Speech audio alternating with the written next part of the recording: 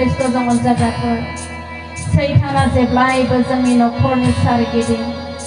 जोंनि बिसाफोरनि सारिगिदिं गिदिंनानै सोरखौबा मनग्लबनो हास्थायगासिनो दं सैताना हनै गिदिंबाय थायो मानसिखौ नासयनो बे हायावहाय सैताना हनै गिदिंबाय थायो मानसिखौ नासयनो बे हायावहाय जानजि खादो जांख्रिखांदो गोग्गोमै गसंथादो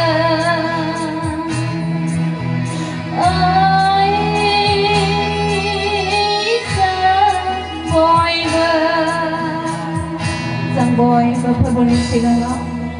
गुरै गोसो लानानै जों आरज खालामो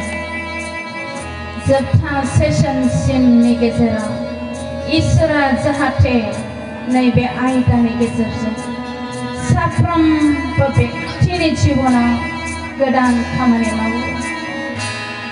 इसोरा जोंनि जिबनाव जोंनि नखराव गावनि अननायखौ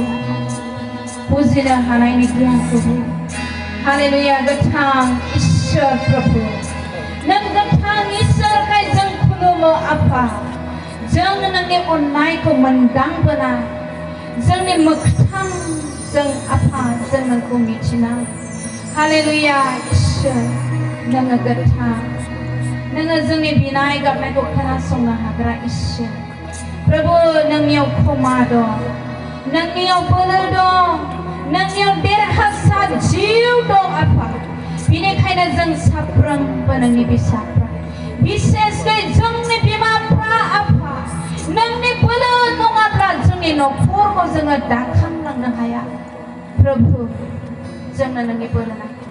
जाय बिमाफ्रा दिनै बेयाव जिरायदों जाय नोंनि फिसाफ्रा बेयाव जिरायदों नोंनि बोसोनजों जों रायज्लायो आफा आंनि गुस्थि सालाय मेगन नोजोर आफा आं नोंनियाव गथायो आफा नोंनि थैजों फोथारो आंखौ बाहाय बे समखौ